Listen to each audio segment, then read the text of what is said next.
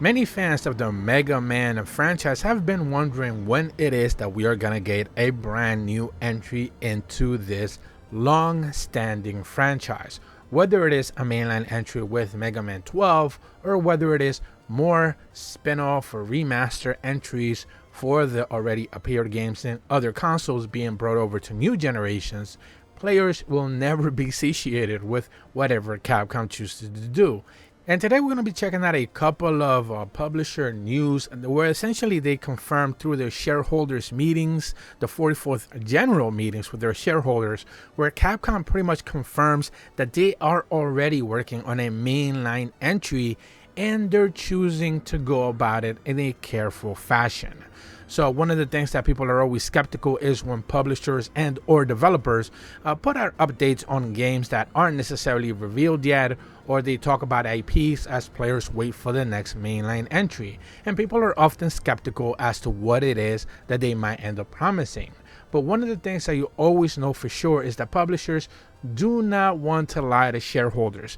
That will cost them money, and costing them money down the line is not something that they're too interested in getting involved with. So at the end of the day, usually quotes that they share with shareholders is something you want to be paying attention to. I'm going to be leaving a link in the description below for the original Capcom Japan official 44th ordinary meetings with shareholders, where they have plenty of Q&A answers from the questions are essentially asked by shareholders, and these are Capcom's official responses to some of those questions that investors basically want to know. They ask plenty of things regarding many of Capcom IP, whether it is Mega Man, whether it is Resident Evil. I'm going to be making a separate video talking about Monster Hunter and all those kinds of things. But today I want to specifically talk about the two very poignant questions that they had regarding the Mega Man franchise. The first question simply was, Mega Man Battle Network Legacy Collection was released in April and has surpassed 1 million units in sales, contributing to the existing IP utilization and user expansion. What are your plans for the Mega Man series? This is the question that the investor provided. Capcom's official answer is, including Mega Man 11, the latest entry in the franchise, Mega Man is one of Capcom's historic IPs and is loved by fans. And such, we want to take care of how we develop the series. We are considering how to approach the product and new entries in the series, which requires numerous factors, including the development of solid concepts, ideas, and gameplay. So while they may not be giving away any sort of deep dark secrets regarding Mega Man 12, one of the things that we do know is that they're holding still pretty much accountable to the fact that they want to develop something with a good idea and gameplay mechanic around it. One of the biggest criticisms that we saw with Mega Man 11 was that maybe the visuals weren't really up to par with something that we have seen, maybe not necessarily in the Mega Man franchise, but with other platforming type games of this genre, of this, same platforming type action.